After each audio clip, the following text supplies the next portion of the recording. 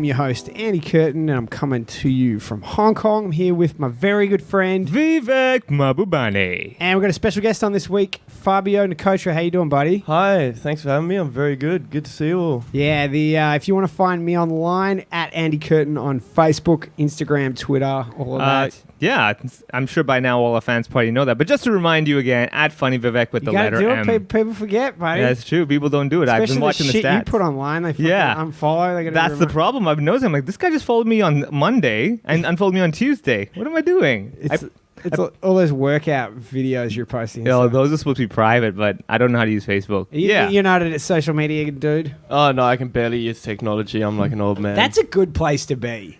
Yeah. Have you guys seen The Social Dilemma?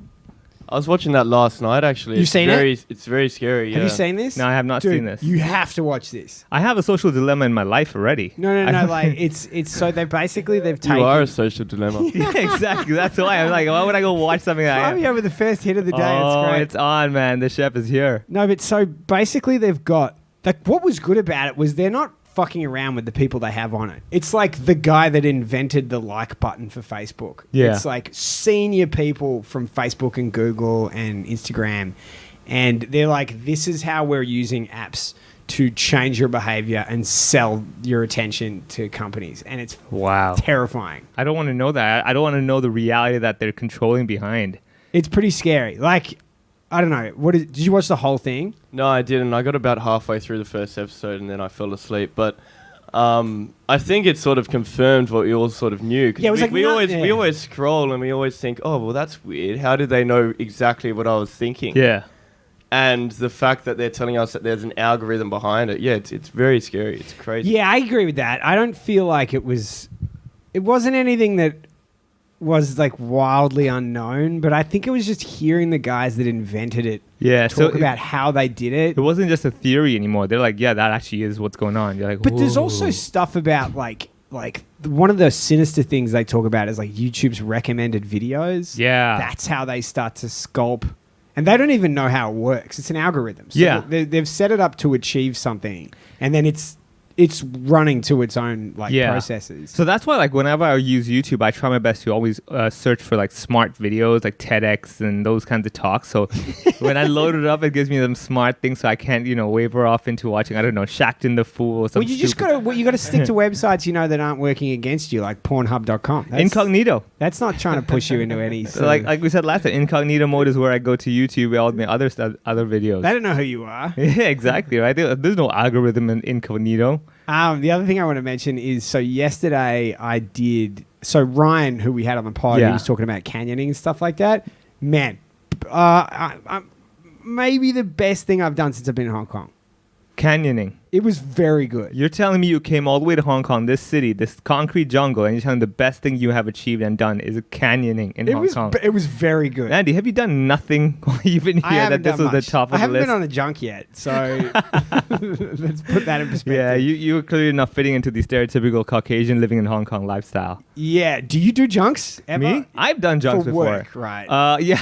Okay, yeah. Work, so I've done a few work, like junk gigs and stuff. How bad is a gig on a boat? Oh, it's the worst, dude. It's the worst because like every now and then you're trying to get your balance and you're thinking what's going on. People are not really paying attention. The sun starts setting, like, crap, it's happening. How am I more interesting than the most beautiful metropolis vista of the world? Ironically, the sun, whenever it's set, red light. It's giving you the red light to shut up. There you go. Yeah. Wait, you're performing during the day?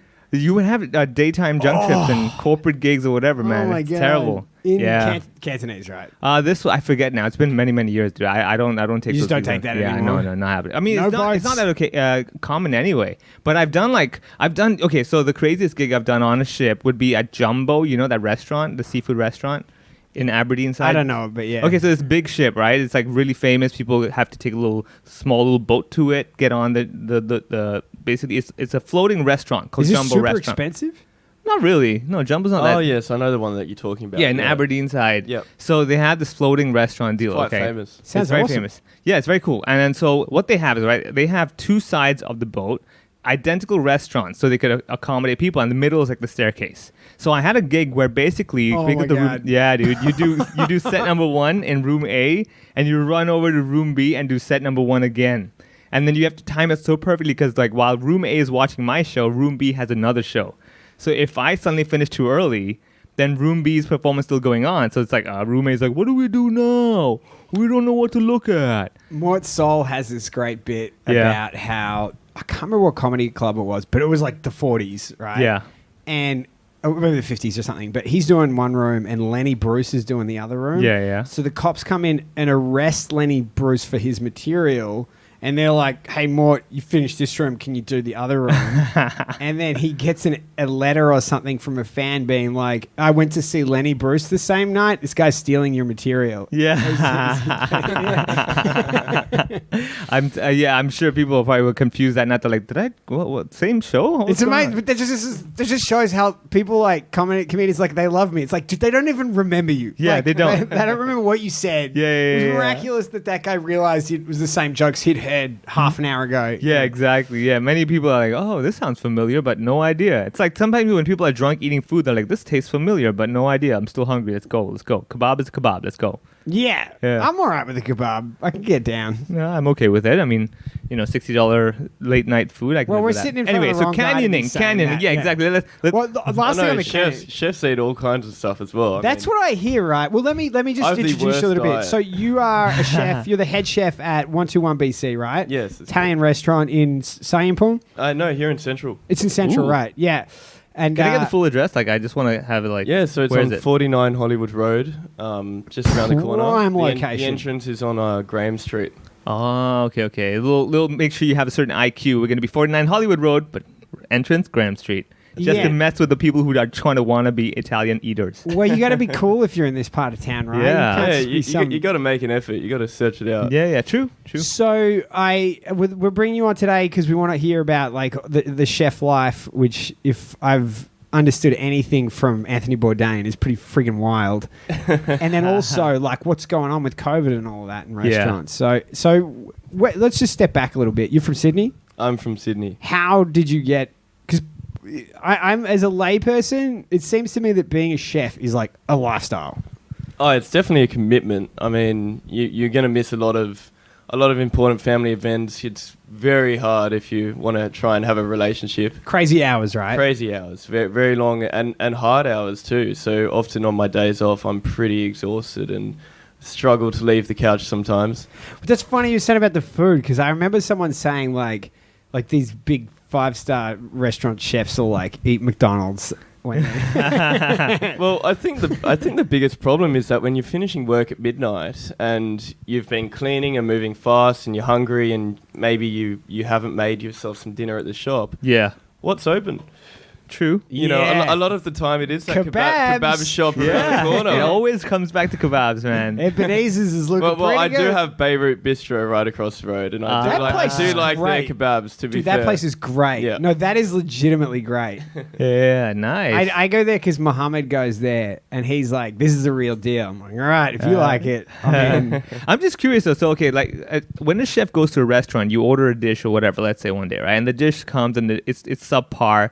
Do you send it back or do you feel bad? Like, the guy probably tried hard. Yeah, man, great Right? question. What would What's you the like- deal? What's the Yeah, deal like with as a people- comic, if I watch another comic bomb, I'm like, I kind of feel for him. I don't want to, Yeah, yeah. write a letter of complaint. No, well, I'm definitely pretty relaxed when I go out to eat. I'm just happy that someone else is cooking.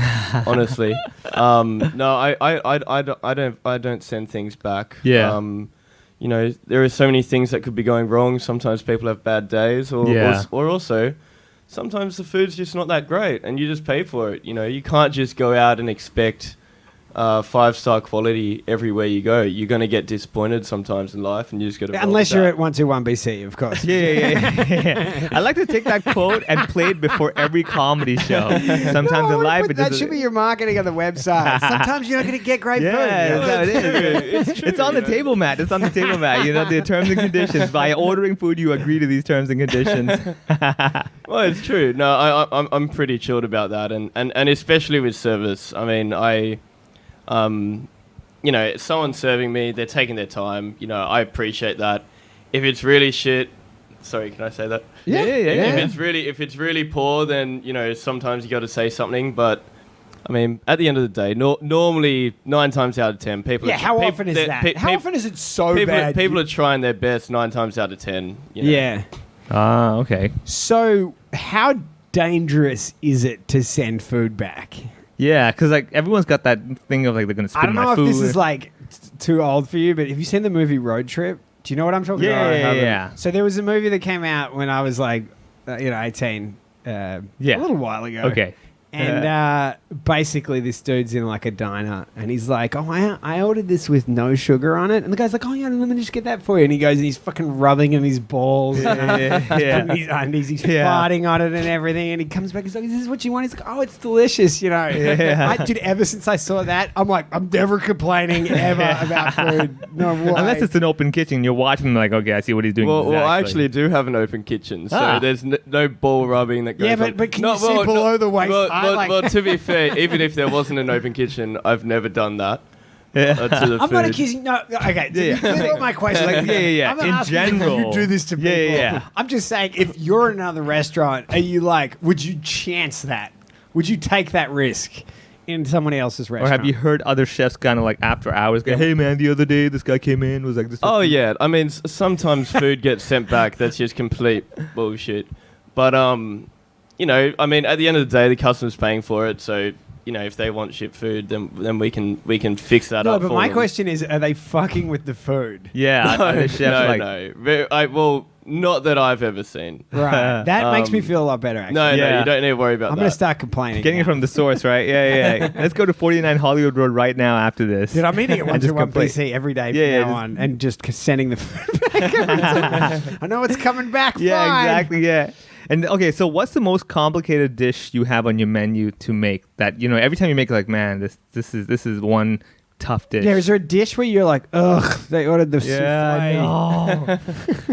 Well, I think a lot of chefs will probably agree with me. It's not very complicated, but there's just a lot of components. The cheese platter. And I think Anthony Bourdain's probably said something about that in his book as well, but you know, it's true. Whenever there's cheese platter, everything stops because you need to cut up the cheese and you need to portion the cheese, and then you got to do the honey and the nuts, and then you got to do the bread. And dude, I'm getting hungry just. Yeah, dude.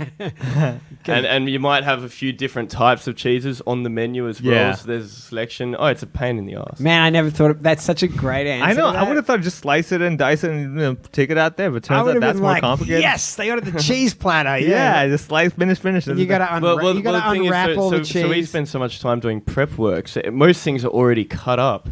But with cheese, you don't want to do that, otherwise it oxidizes. So you need to cut it to order. So that's one of the things where you need to stop what you're doing. You need to be focusing on that. You can't be cooking 10 things at once while you're doing it. And you wrap it up as well, right? And then you need to wrap it up and put it back in the fridge. And see, I know stuff. I know what happens. Man. Yeah, because when I go to you know that cheese goes in the fridge. Well done, Andy. That's like the extent of my cooking.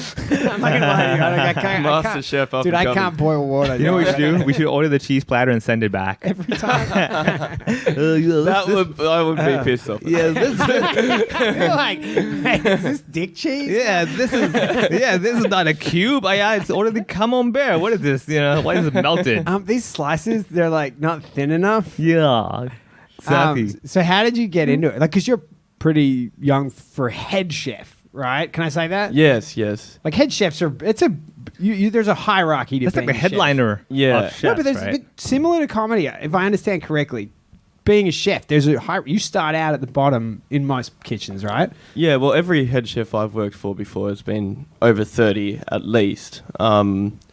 Which is still kind of young. Well, I mean, that's still quite young. So I just turned 25 in February. Which is incredible. Yeah, dude, when I was 25. 38. I couldn't cut stories. Cheese at 25.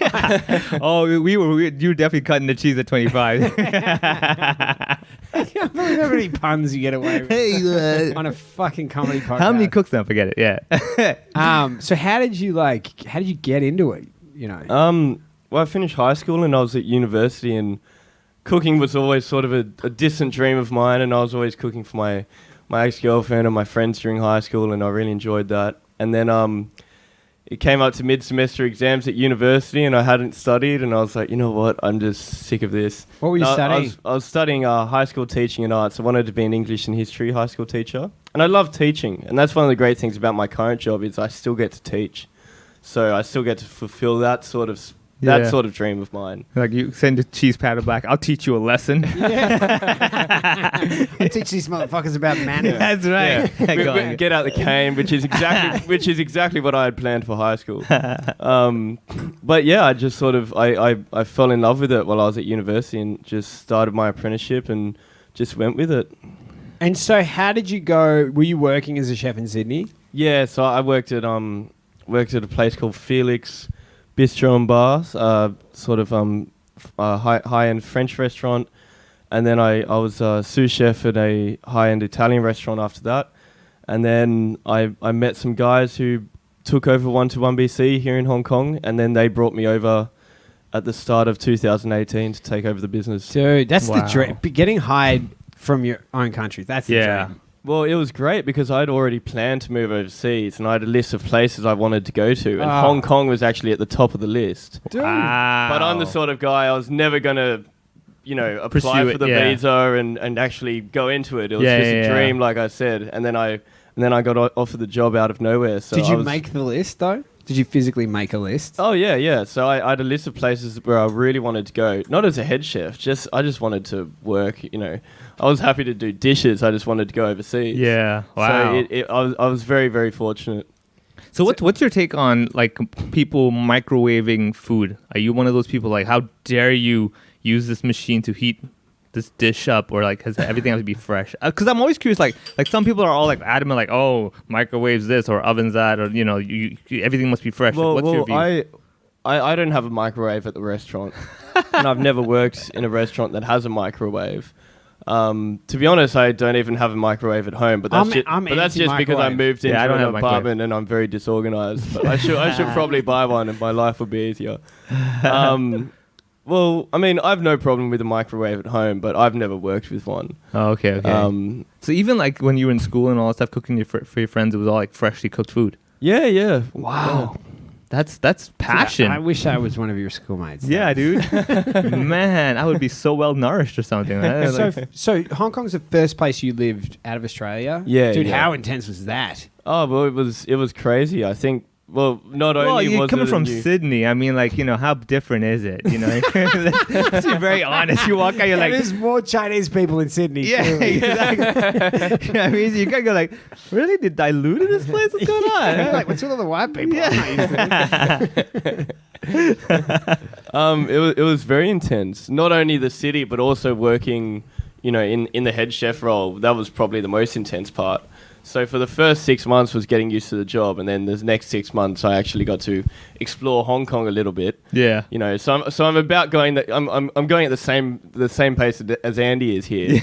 Yeah, this is the only canyoning is the only thing I've done in the year. In fact, I still haven't gone canyoning, and I'm almost 3 years in. But. Well, I think I'm pretty sure that the fact that you're doing anything else other than just sitting around waiting, that's already going to be exciting to you. Yeah. And also, like, man, 2018 to 2020, it's been pretty freaking intense. Yeah. Time to be here. Yeah. At least you had a year of things being kind of normal before it just went insane. Well, 2018 was very normal. Right? And then 2019 was a crazy part of Hong Kong's history with all of the protesting. Yeah. And then 2020 was just, crazy part of history for the planet. Yeah. Oh, man. So how's it been? Like, were you guys affected by the protest much from a business point of view? I think where we are at in Soho, we're quite lucky. I think people just a bit higher, right? I think people act as if there's like an invisible force field around Soho that protects crazy. Protects it from the rest of the world. So it's like the little safe space. I mean, like it's the slope. Like gravity does a lot. Protesting requires a lot of effort walking. So you'll see like joke about it, but like I genuinely think that's right. No, it's true. Yeah, when you could have the marches down in Central, ending over there, and you walk up to Soho, you're like, wow, people are just having wine. That's the great thing about Hong Kongers. They're like, we will fight for our rights. But I'm not walking up that hill. No. The escalator's out of order, not today. So on Halloween night in 2019, it was the first night where the protesters actually made it up to Nan Kwai Fong. Yeah. And then they got pushed up Linda's to Soho. Terrace and stuff. Yeah, I was standing outside of a bar. Dude, that was watching intense, all of man. these white people. So I was watching all of these white people at the bar. Yeah. All of these guailos who are shocked to see these protesters. Oh my God, that's in the flesh. Yeah. But I lived in Causeway Bay at the time on Percival Street. So you were like, I was pretty used to the smell of tear gas by then. Yeah. But, it was just quite funny to see. Yeah. Because I remember on Hollywood. Halloween night, like Hollywood. Anyway, so Halloween night, it was all Lan Kwai Fong was crazy closed down. They closed at 8 p.m. Well, so just a full story, because we were in tenant at Lan Kwai Fong at the time. Yeah. Lan Kwai Fong Halloween is one of the biggest nights of the year. Oh yeah, right. Like people come out. Like Halloween is when I'm definitely out. And they lost so much business leading up to that all of these bars were like, this is our night to make some of it back. Yeah. And they thought they were going to be open. Yeah. And then the police completely forgot their costumes, so they were jealous, and they shut. Well, my joke was that they, in the spirit of the holiday, a bunch of Chinese soldiers were dressed as Hong Kong police officers. Yeah, exactly. They were probably just pissed off. Everyone's dressed up like us. Hey, we're not unique costumes. Shut it down. No more police costumes. I'm sorry, I don't speak English or Cantonese. Yeah, exactly. So. And then so the protests actually started going up to Wellington Street and then all the way to Linda's Terrace side. And that was intense. I was there actually watching this. And you had all these sad people that were like dressed as like a murdered clown. Yeah. Yeah.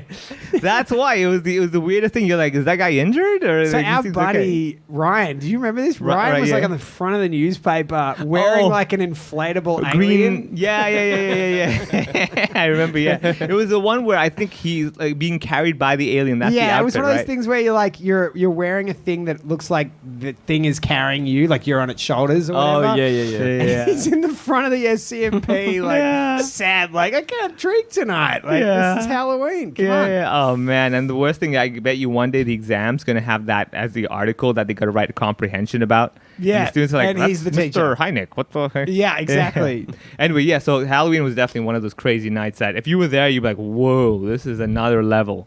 So we're approaching Halloween, by the way, everybody. Just to let you all know. I'm not, as an Australian, I can't keep it. What is it, October? October 31st, right? Yeah, I wouldn't know as well. I don't know. It's never been a thing for me. I only celebrated Halloween when I moved to Asia. Really? Yeah. Wow. We don't celebrate it in Australia. I think because we don't have that many costume parties here. We don't have murder mystery and everything. I remember there was like some American kids in our neighborhood and they tried to trick or treat and the kids just beat the crap out of them.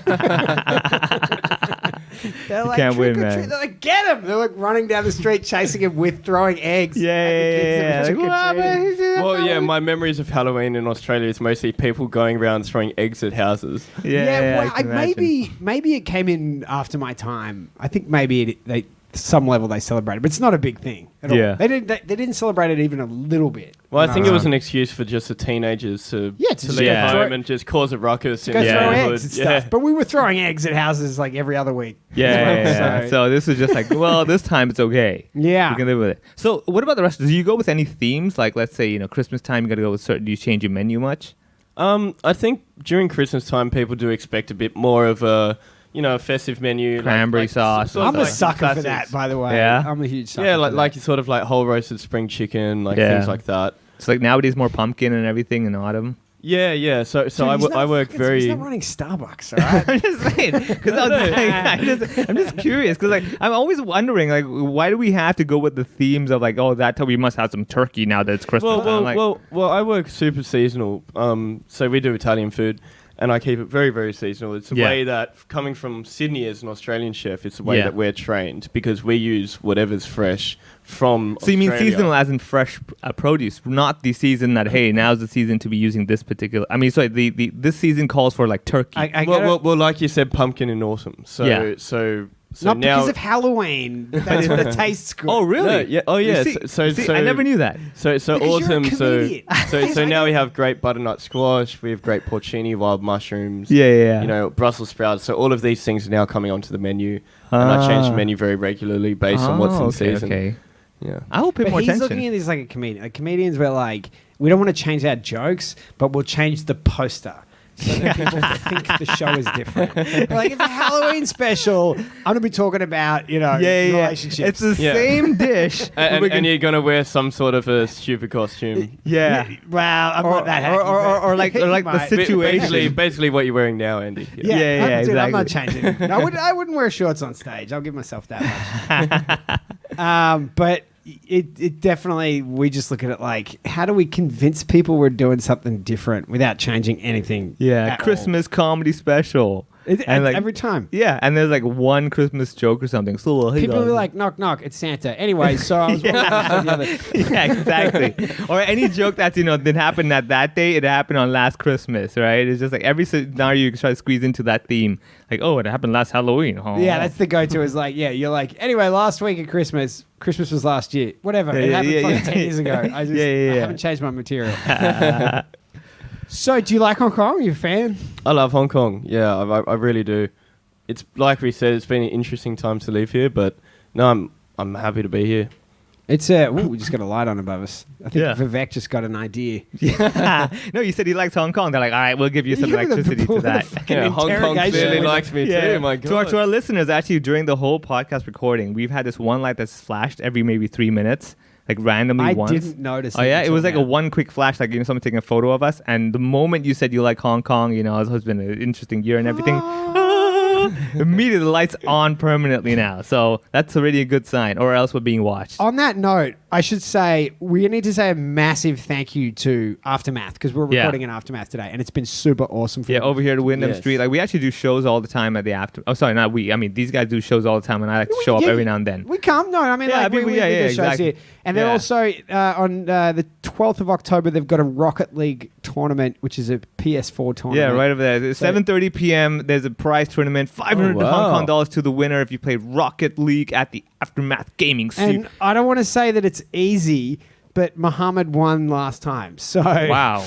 Okay. I might enter then. I'm guessing if you're blind, if you have a hand, I think you can win it. Yeah. So let me do this. The Aftermath Gaming Series presents Rocket League prize tournament. 500 Hong Kong dollars to the winner. Free entry. Round robin, then knockout. 12th October, 7:30 p.m. See you then. That's why you earn the big bucks. Really. Yeah, that's right. Yeah. Dude, on that note about the protesting in this area, I remember. So we were.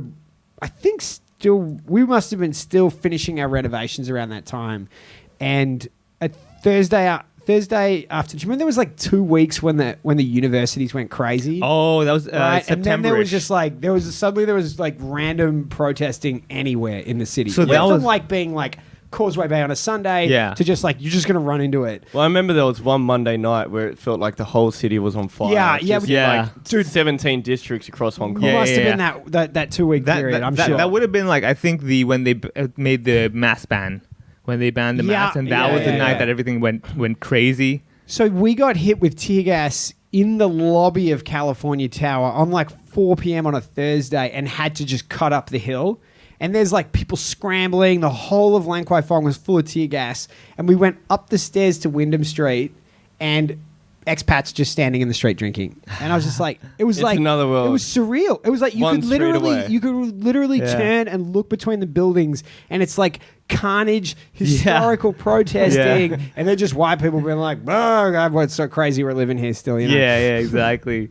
Well, the good thing about the Aftermath is it's in the basement. It's actually on the 57 to 59 Wyndham Street, I love lower how ground you're just basement. marketing everything. No, the reason I'm doing that is because I want to make sure whenever we need to use this space, we still can. Yeah, we can come back. Yeah. And let's say we were getting tear gas outside. This is a very safe haven over here. This is like a bomb shelter of safety. It literally is a bomb shelter. But yeah, I mean, that's actually what happens when I've been out to the protest. You'll have people in coffee shops looking out the window, sipping coffee, and you got guys outside trying to hand umbrellas and water bottles and everything. And I remember I was over in Wanchai side where the Wanchai police station area is, and there's like I believe one of these cafes, and these two expats were looking out the window having the coffee, and someone ran up, "Hey, you have water? You have water?" Like, no water, just coffee.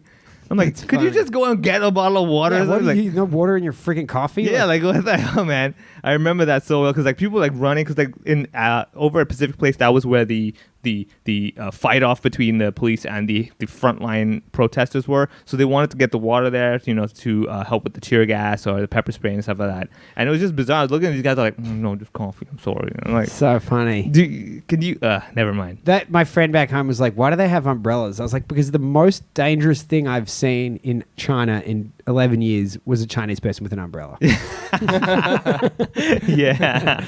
I'm amazed I have my eyes. Yeah. Like, Because I get it, like in the Western world, you're thinking Mary Poppins are going to fly away or something. No. Here we're I'm like, thinking about my eyeballs when they walk around in the middle of a sunny day with a freaking umbrella. Like, Yeah. Well, that's the thing. The most dangerous thing to a Chinese person with an umbrella is direct sunlight. yeah. that should have been what the government attacked them with. Yeah, They're like, we're just exactly. going to bring the sun. Yeah, exactly. Just huge spotlight or just, UV rays to clear up the ozone They're layer. like, oh yeah, you think you have rights? Well, you're gonna have a slight tan. Yeah, exactly. So your friends will think that you're poor now. Exactly. All the middle-aged women are like, we're not protesting this. We can't do that. That's sunlight. I like my skin being white. So how's it been now? So we did a podcast last week about everything's opening up. Restaurants weren't really shut, but business is coming back now. Yeah. Business is actually booming now. I think people have think about Hong Kong. The apartments are so small. So as soon as people are allowed outside, they just got to get out. Yeah, true. Yeah, totally. They're back in droves, eating out at the bars. It's been great. And I think people are just tired of their own food, like cooking at home or whatever, getting takeaway. I find out see another plastic dish, I'm gonna kill someone. I need to see an actual plate somewhere. Dude, and I love. I keep cutting cheese for myself. It's and then sending it back. It's taking up most of my day. Right? Being in a tiny apartment, that's the last thing you should be doing, cutting the cheese over there. Again, just stop. As long as you wrap it up and put it I love how back. Fabio's brought more comedic integrity than you have as the quote-unquote professional. So business is booming, but it must be tough after so much time shut down. Well, that's the thing. What people forget: business is booming, but we're also in rental debt. We're working on the bare minimum of staff. It's been and landlords are pretty friendly in Hong Kong, right? Yeah. Of course. Well, we're very fortunate with our landlords, so they've been very understanding. That's got to be worth its weight. That's a blessing. I can't say the same for the rest of the food and beverage industry. Yeah, but no, we're very lucky, and they've been very understanding. They've given us quite a bit of help, and we basically said to them, look, if after this, if you want a restaurant here, then you got to help us out, because we're operating at 50% capacity. We haven't been allowed to do dinners for most of the time. They did an alcohol ban at one point. It was just getting ridiculous. Do the landlords get a discount? I don't think in Hong Kong, no. No, I mean there are stuff like. Do you mean? No, I mean like when they come to your restaurant. No, I mean. Sorry. Oh, sorry. I was like, you're like, bro, I don't know. I'm like, you decide. Sorry. No. Okay. No, I thought you meant like government with their rates or whatever. I know in places like France when they did the lockdown, they were making sure that like mortgages weren't paid. The banks get pressured for giving them like. So when they did the lockdown, they stopped the whole infrastructure. But in Hong Kong, no. But yes, of course. I mean, we take care of the landlords. Nice. No, because I'm thinking you do actually. Oh, of course. Like they come in, they're like, "Come on, get the fucking cheese out." Because like. Yeah. No. I mean, if they come in, it's like these are our landlords, and they're nice guys. Like I said, they've been great to us. Let's treat them to like a free. Fair enough. Yeah. A free drink or a free cheese platter or something. A free drink. Yeah. They're like, we went 3 months without paying. No, but we'll give you this glass of rosé. Yeah, exactly. You're 50% off your beverage. It sounds like your landlord's a terrible businessman. Well, I don't want to give them too much free shit. They'll be like, well, if you're giving out free stuff, why can't you pay the rent? Yeah, exactly. Yeah, fair enough, yeah. Clearly doing well. That's Yeah. Clearly doing well enough to give out free food. Yeah, you can't have both ways. Like, you give me free stuff. I'm like, wait a second, you're giving free stuff. That's why you make no money. That's not my problem now. Well, that's it. That is exactly like when the landlord came in for the first time. I did text my boss. I said, "Hey, what's the go here? Like, am I giving them a free dish, or would that come off as us being negligent because we're behind on rent? I mean, like, what do I do here?" It was like, no, take care of them. It'd be funny. You go in there like, we don't charge anyone, actually. Yeah. I just like making food, it's kind of my thing. Yeah, exactly. It's out of my Basically a pocket. charity, and you're the one paying for it. Yeah. Oh man. Okay. Because like I was always wondering. I'm like, if I were ever a landlord, if I ever became a landlord, I would actually be very picky with who I like rent out the space, because I would want to rent it at something that I want a discount for. Look at you imagining what your life might be like if you had money. This is what happened when so you your building will be full of kebab shops then. I'm like, if I owned several buildings in Hong Kong, the way that I would approach it is... level 3 kebab shop, level 4 massage. Dude, I just know, like, day one, you'd be like, fuck this, I'm screwing these guys over for money. I'm gonna quadruple the rent. I'm gonna start my own Italian restaurant in the space. just opposite them. Yeah. Oh yeah. I mean that's happened. Like people actually, I've seen guys. They will actually like if you have your own 7-Eleven franchise like you've opened. Yeah. You'll have the guys who gave you that franchise. They'll open one opposite you just to run you out of business. They can keep all the money. Someone once said to me that if they're in Jewish communities, right? Yeah. If someone is a shoemaker, then someone else will be like, I'm going to make socks. They make like complementary businesses. Yeah. But in China and Russia, if they're like, I'm a shoemaker, they're like, I'm also a shoemaker. Like they just... The strategy is rather than to build complementary businesses is to replicate the businesses that are doing well. Interesting. Okay. Yeah. No wonder. I think it's, from what I've seen, it's pretty accurate. Yeah. I mean, China and Russia is my wheelhouse, so I know those two. But so speaking of like competition and stuff, like who would you say is your biggest competitor? Not restaurant wise, but I'm saying like in general, any type of food or something is the biggest competitor to like an Italian restaurant of yours. Do you look at competition? How do you look at competition? I mean, definitely. I definitely do. Like, well, when I first landed in Hong Kong, I definitely made a point of eating around at all of the restaurants in Soho, all of the Italian ones anyway, just to see what the sort of standard was, and also to get an idea of what was doing well, what was being successful, and also to get an idea of the pricing point, because pricing is so important. Did you go all the way, and did you even go to Spaghetti House? No, definitely not. I mean, but I sort of...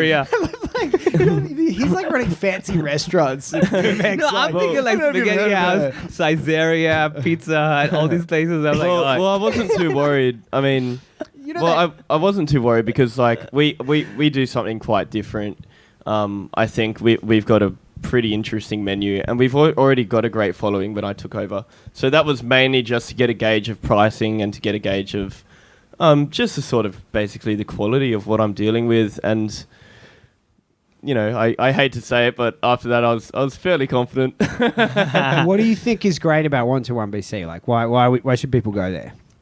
I think it's just very authentic, homely. I mean, we make our own pasta, we make our own bread, we make our own cheese, we make our own gelato and sorbet, we make our own limoncello. I mean, you got tiramisu? Do they do that at Pizza House? I don't have tiramisu at the moment. And I think and we've got a great wine selection as well. Yeah. And we got a really friendly team. We've got one long shared table. So it feels very sort of convivial, very family style. Just very, very casual but refined, and I think people just have a great time there. Okay. Yeah, because like for me, when I go to eat Italian, the one thing I like to end it with after the pizza, pasta, whatever, it's like always like tiramisu. Isn't that like a very typical signature dish? Tiramisu is definitely Italy's most famous dessert. So that's why it's the more pavlova of Italy. Yeah, it's just like honest. the pop dessert, right? Like it's like you're in a restaurant expecting lassi and stuff. It's not like we Indians drink it every day, but it's just like that's also part of the reason why I don't have it on the menu. Yeah. Because I want to give something different. I want to give something that's a bit different. And Yeah. every other Italian restaurant here has tiramisu on the menu, so I try and offer something a bit different. It's funny that you mentioned that. I do actually have pavlova on the menu at the moment. Yeah, dude, pavlova's killer. Not classic Italian, but in my Italian-Australian family growing up, it was definitely a staple around Christmas time. Dude, pavlova is the jam. Do you know what it is? I must have had it before. It's like an Australian dessert. It's sort of, I don't know, puff. The main reason is because... one, right? Yeah. And I think I've had it, yeah. The main reason is because when you make so much fresh pasta, there's always so much egg whites left over. So it's just a great way to make use of... the puffy egg white thing. Okay, exactly. It's a great way to make use of something that would otherwise be wastage. Yeah. It's also awesome. And as also well. delicious. Yeah. I'm a Okay, big so fan. question, is it pronounced pizza or pizza? Vivek with the hard-hitting questions. Fabio in the spotlight. No, because I've asked my spaghetti house questions. I was even going to ask if you had paisanas when you were doing your research, but I figured you probably did all that stuff. That's as well. that's a comedy go-to, paisano. Paisanos, yeah. I mean, does it piss you off when you see like someone who just been to your restaurant yesterday is now at Paisanos eating pizza? No, of course not. I eat paisanos all the time. Oh. All right, trying to help your restaurant over here, but okay. I guess we're not as fancy as paisanos. No, we don't do pizza. I mean, pizza. If you're listening here to the way that I said it, I think I just tried to answer Vivek's question. Yeah, I'm not that cluey. Anyway, yeah. You see, like this is my limited knowledge. I've grown up in Hong Kong my whole life, so Italian food growing up was really literally spaghetti house. And it was terrible. Now that I've been to Soho much more, I'm like, oh, okay. You mean you can hand make the stuff? I'm shaking my head right now. Dude, man, you have no idea the limitations I'm living under. How different is it working here to working in Australia? Like, what were the differences? Very different. I think the main thing is the staff. It's very ouch Chinese. Well, no, I mean, Sydney, I mean that sounds harsh, but what I mean is that in Australia, the people who work in the kitchen, they're only in the kitchen if they really want to be chefs, really. I feel like everyone sort of has that drive or motivation. Because in Australia, you can get the same paying job, but work 9 to 5, Monday to Friday, as an electrician or as a different trade, and have a much easier life. So, but in Hong Kong, chefs, I think, are actually decently paid. I'm pretty sure the average wage in Hong Kong is something like 15,000, 16,000 as an office worker a month. Yeah. And that's the same that chefs get a month. So if you're like relatively unqualified, if you're otherwise going to be at home like some sort of a housewife, and you know how to cook, then there are lots of kitchen jobs out there, and there are so many restaurants looking for staff. So you get a lot of staff who are sort of underqualified and don't treat it as the intensity of a career that you get from chefs in Australia. So that's a hard thing for me, but when I've quite high standards and I don't want to sound like a slave driver, but you know, we work quite hard at my restaurant to produce the quality. So it's pretty hard to find people who I meet that standard, who really care, you know, about the passion and about the cooking and about delivering that standard and about going above and beyond about the customer experience, because you get a lot more chefs here who sort of just treat it like a job and do it for the hours and then go home. And yeah, so it's a very different, but you need to find that balance, and you need to find a way to inspire people, you know, who need that sort of extra inspiration when it's not just about the food or when they can't create the motivation for themselves. No, true. I think that's one of the weaknesses of Hong Kong. I mean, even with comedy, when we do like Cantonese comedy, the first question is not like, oh, where's the show? How can I get in? It's more like, how much do you guys make? Like, people immediately want to know, is this worthwhile to my time? For people that are performing, they're like, or just generally, like, you know, they're just curious. Oh, hey, come to an open mic. You know, you try it out, give it a shot. They're like, well, you know, is this an actual job? Can I make money off of this? I'm like, well, you're like, as the biggest comedian in the city, I can categorically say no. Exactly. This is what I do, people. These are my tax returns. See? Yeah, I think also, from my perspective, it seems like, especially in Melbourne and Sydney, like restaurant industry is pretty well developed. Oh yeah, it's like extremely well developed. Like the standard is, I remember I worked in like cafes and stuff when I was in university, you know, a long time ago.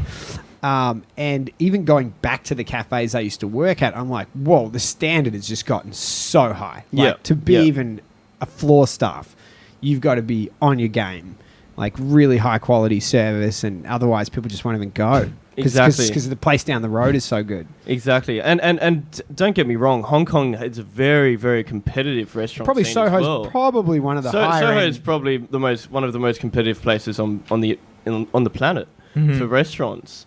But yeah, like I said, I mean, there's just you got to find that balance in the kitchen in Hong Kong because you need it's hard to find good staff who really care about just the food. And also when you're a restaurant and you can't offer, you're not a bank. So if you find good staff, you can't just offer an unlimited amount of salary. You know, we've got our overheads. We've got a very specific budget. Yeah, no matter how good you give are. them options in the business or anything like that. Exactly. Like no matter how good you are as a restaurant, you're only making so much profit. So there's only so much that you can offer to good Especially staff. now, like this. Especially now, exactly. So what's it been like? You know, things are opening up, right? Yeah. Like you guys didn't really shut, but now you're open till midnight, and you can have more people seated at a table, which is huge for restaurants. Yeah. Yeah.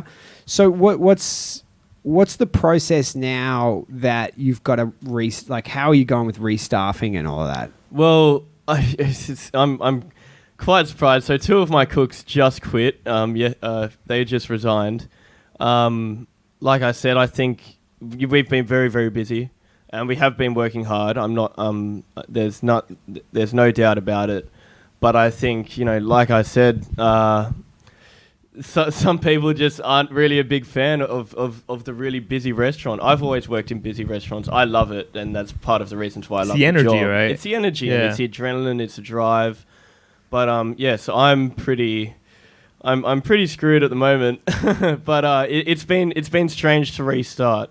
Because I still have so many constraints, money-wise, but so I'm still working understaffed at the moment. So I worked 85 hours this week, 9 a.m. to midnight. I haven't worked 85 hours this year. Yeah, so I'm pretty tired, but that's just something that I have to do in order to keep the business going. So seeing that we have such a large audience base, I'm sure we have some people that are talented that might be right for the job. If they were to be interested in your job, 2 things. Number 1, what would be required for the staff that you're looking for? And number 2, what's the application method? Well, first of all, application method, you can email me. It's chef@121bc.hk. Email me your CV. Or, I mean, what I think, I can teach people how to cook my food, no problem. What I ask for is, I ask for a good attitude, someone who gives a shit, and someone who just tries hard. And I think when you treat a job where you really care, it doesn't feel so much like work anymore. That's the way that I approach my Well, my that work just cancelled out a whole bunch of comedians. Yeah, well, it's most of our listeners out there. We focus on mediocre quality. Yeah. But I think it's probably a job. I guess, given the nature of how easy it is for people to complain, it's a job where quality is scrutinized way more carefully because every customer's a friggin' critic, right? Yes. It's not like if you're at an accounting firm, you can have some staff that kind of phone it in, but if you're at a restaurant, small team, it's like if you're putting out crap, it's going to get picked up. And like I said, we also have an open kitchen, so we have eyes on us from the customers. So if the food's not up to par, then there's that extra pressure. How do you feel about the open kitchen? Well, I designed it actually, so I shouldn't complain. I regret it every day. One-way windows. Why didn't I think of that? The one-way window. It's so hard to rub people's toast all over my ass when they send it back. My original design was not meant to be as open as it is now. It is. If you walk in, it's very open. But no, I do like it. I specifically wanted an open kitchen because I wanted it to feel more as if there's like that time and effort going into the food and make it feel more relatable. And also, I like the extra. Maybe I sound cynical and demonic, but I like the extra pressure on the rest of my team to work clean, with eyes on them, to work clean and work professional. It's not just me telling them to do so. It's literally you've got the whole restaurant watching you. Like now, let's. That's the way we got to be. We really got to be. It's like candid camera without the camera. It sounds like an open restaurant's like an open relationship. It's good in theory, but everyone can see the terrible things you're doing. Oh man, yeah. I mean, so people come in, they sit down, they order the food, then they leave. Like, have you had one of those customers that, you in the kitchen are going like, I want to see what's going on with this too? You're like, hey, you didn't wash your hands. Yeah. Or do you have that regular guy that every time you're like, another lady? What's going on with this guy? He's really working hard. Well, the main reason I designed the open kitchen is so that I can check out the beautiful ladies. It works both ways. Join a gym. I mean, like, it's not that hard. Anyway. And I told my girlfriend, she's fine with it. No. So it sounds like an open relationship and an open kitchen are pretty similar, actually. No, it is definitely funny to see the customers and how they react. But it makes my job a lot easier as well in terms of like the pacing of how and when to send out the food. Yeah. I can actually see how far in the meal they are physically.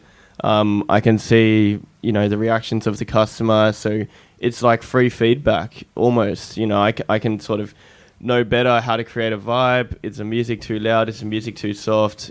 People having a good time. People whispering. I don't want people whispering in my restaurant. Why is that? I just, it can be a good sign, right? We're a fun, we're a casual place. I want boisterous laughter. I want. Oh, so you mean you don't want the customer area to be too quiet? Is that what you're saying? I like when there's a bit of energy. Obviously, Monday, Tuesday, sort of date night. It's more okay, but Friday, Saturday night, let's create a vibe. Let's go here. Let's Monday, Tuesday is the first date night and stuff where I was like, hey, so you like this? One of the things you're like, do you want to have sex after this? Are you really ordering the lobster? We should send this cheese platter back. One of the things we noticed at the comedy club is there would be always guys, actually no, women as well, that would always come on dates, but they'd have a different person every time. Yeah, there'd be a few of those. Right. Like we were there going to a date place, but the date was changing. Yeah, well, we have those customers too, but they also make an effort of befriending us. So you don't throw them under the bus. We don't throw them under the bus. You're like, hey! So we have a few... Who's she? Yeah, so we have a few friends at the restaurant where it's kind of known that that's what happens, and we... So you get the same thing? Oh, yeah, for sure. Oh, that's great. Wow. I don't feel so special anymore. Out here, I was thinking like, oh, they're bringing their dates to the comedy club. Turns out that's a normal thing. Oh, Who complains more? Well, okay. Who complains more? First question: Australians or people in Hong Kong? Ooh. And you're doing business in Hong Kong, so do consider. I'm guessing complaining is a huge part of the job. Yeah, I mean, that's tough to say. I think. I think it's pretty similar across the globe. Yeah. Next question. How does local compared to expat? Oh, I wasn't going to go there. I'm definitely going there. I was like, okay. I can guarantee local. I would have said expat was worse. No, I was going to say locals much less. Locals, we'll just never come back. Like, I have a joke. Oh, no. So the locals always complain about the bill. Oh, yeah. That, I mean, I used to have a joke. They'll just be given looks like, wow, these are very really small portions, blah blah blah. Yeah. And then the bill is not extensive. I mean, so standard. The standard bill would be about 600 per person, including drinks, which I think for Soho, if you're having some glasses of wine and a nice meal, I think that's pretty standard. Yeah. So when you get locals coming from a different part of town and then they have the meal because they're down from Sheng Shui for their first trip to Soho. Because they've seen it on Instagram, then they might be a little bit taken aback if that's not what they're used to. No, it's very common. Like I used to have a joke before where I was like, I would go to these restaurants and every now and then like the waiter would be like, is everything okay? And I'm thinking like, even if it wasn't, I wouldn't tell you, number one. And number two, if it wasn't good, telling you doesn't change anything. I will go to openrice.com and be like, yeah, don't go there. So I think that would be the case, right? Like you have a lot of, I'm sure, especially locals more who take photos of the food and you're thinking it's from memory, but it's not from memory. It's actually investigation. Yeah, well, so our rating on TripAdvisor is much better than our rating on OpenRice. That's for sure. Why is that? It's probably the price point. I'm telling you, it's the price point. It's the price point, yeah. Interesting. Because over here, there's this... So OpenRice users are cheapskates. Is that what we're getting out of this? No. I don't want to be racist. But you're going to be racist.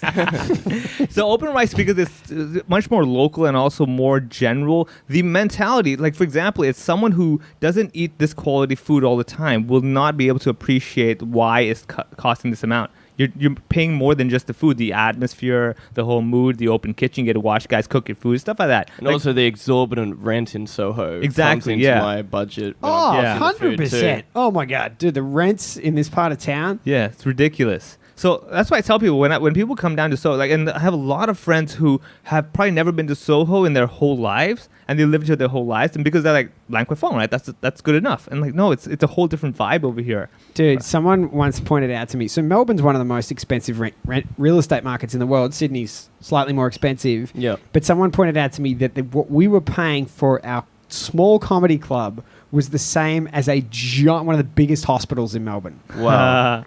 Like, that's how expensive the rent is. You think that Sydney and Melbourne is expensive, but then you get Hong to Kong's Hong on Kong. another planet. Yeah. Oh, yeah. It's ridiculous. Yeah. So before we're going to wrap it up here pretty soon, is there anything that you want to tell people about the restaurant so they can come down and check it out? Yeah, come down and check it out. Wow, you really broke some Easy, ground there. straight to the point. Yeah. He's just a very straightforward. It's like, I will give you my best advertising presentation. Yeah. Eat food there. That's- Good. Me cook. You like. Bill, okay, 600. Let's do it. Dude, thanks so much for coming in today. It's been awesome to have you on. No, thanks for having me. A lot of fun. And, Thanks for getting me out of bed at 11 a.m. on Sunday, Andy. Hey, we got the guy from Kyle from Aftermath came out as well. Yeah. Like, we've done pretty well here. All right, guys. Thanks, and we will catch you next week. Bye.